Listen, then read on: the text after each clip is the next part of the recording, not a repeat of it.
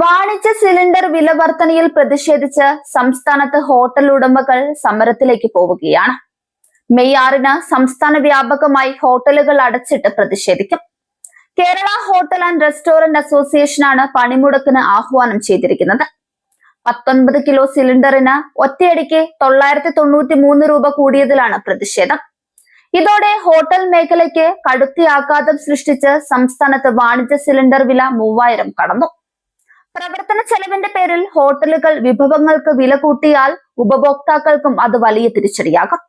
LPG നിയന്ത്രണം കാരണം സംസ്ഥാനത്ത് അങ്ങോളം ഇങ്ങോളം അടച്ചുപൂട്ടിയ ഹോട്ടലുകൾ പതിയെ സാധാരണ നിലയിലേക്ക് വരുന്നതിനിടെയാണ് അടുത്ത ആഘാതം.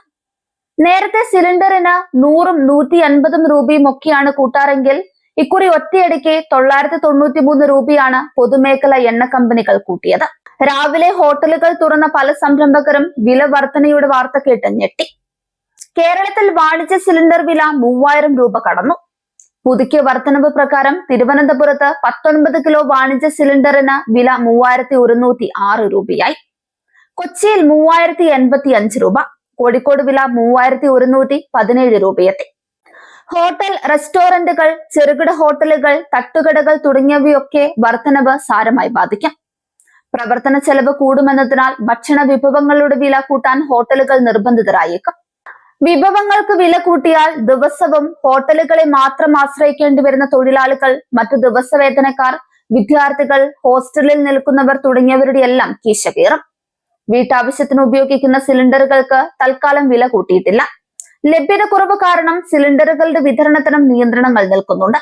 യുദ്ധം ആരംഭിച്ചതിനു ശേഷം ഇത് 3ാം തവണയാണ് വാണിജ്യ LPG വില വർദ്ധിപ്പിക്കുന്നത്. മാർച്ചിൽ 144 രൂപയും ഏപ്രിൽ 1-ന് ഏകദേശം 200 രൂപയും വർദ്ധിപ്പിച്ചിരുന്നു.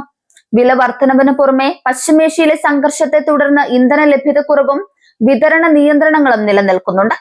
ഈ ലഭ്യതക്കുറവ് ഹോട്ടൽ വ്യവസായത്തെ നേരത്തെ തന്നെ സാരമായി ബാധിച്ചിരുന്നു. ഇന്നലെ കൊച്ചിയിൽ ചേർന്ന അസോസിയേഷൻ യോഗത്തിലാണ് സംസ്ഥാന വ്യാപകമായി പ്രതിഷേധ സൂചകമായി ഒരു ദിവസം ഹോട്ടലുകൾ അടച്ചിടാൻ തീരുമാനമെടുത്തത്. വാണിജ്യ പാചകവാതത്തിന് സബ്സിഡി അനുവദിക്കുക, ആവശ്യാനുസരണം ഇന്ധനം ലഭ്യമാക്കുക എന്നീ ആവശ്യങ്ങളാണ് അസോസിയേഷൻ പ്രധാനമായും മുന്നോട്ട് വെക്കുന്നത്.